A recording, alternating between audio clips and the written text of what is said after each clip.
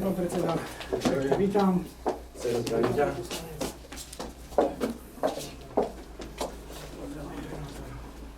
Dovolte, aby sme tu medzi sebou privítali predsedu Prešovského samosprávneho kraja, pána Petra Kulíka.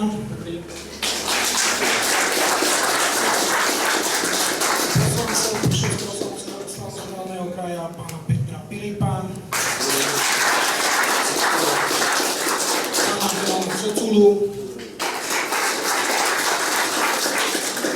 Prednostu okresného úradu vo Sviniku, pána Jozefa Maslára. Primátora mesta Girantovec Jana Rumisa. Ďakujem za doterajšiu spoluprácu s Prešovským samosprávnym krajom ako s riaďovateľom nášho zariadenia pre seniorov. Teším sa aj na budúcu spoluprácu a už dnes vidíte výsledky, ktoré môžete na vlastné oči vidieť v prednom priestore nášho zariadenia v záhrade, ktorá prechádza celkovou rekonštrukciou. Ja len chcem povedať jednu vec, že niečo sa urobilo, ale ešte veľa treba urobiť. Takže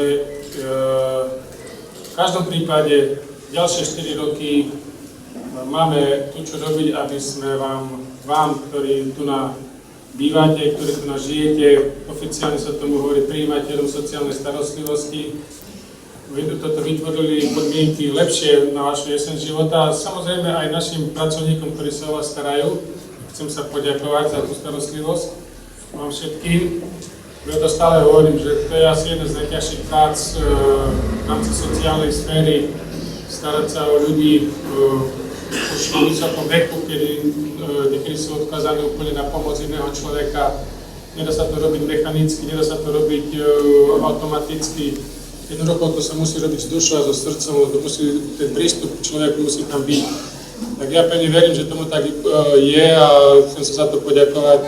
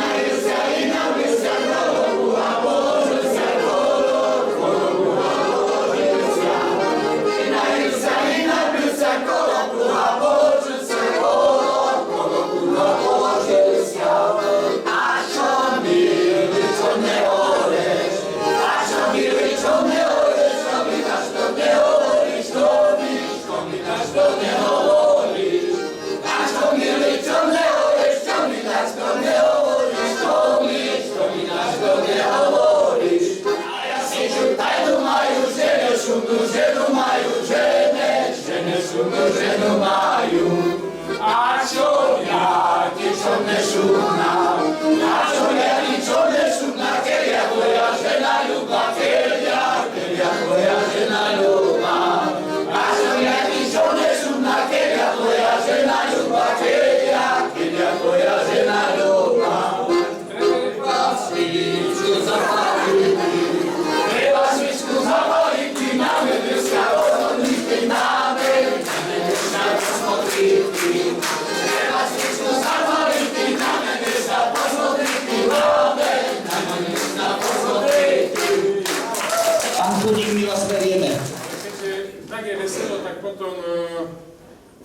takú našu pravu, ktorou sa všetkým blahoželá. Živite ľudie na blaho svita, Syn Kristián, mnohaja lita, mnohaja, mnohaja, mnohaja.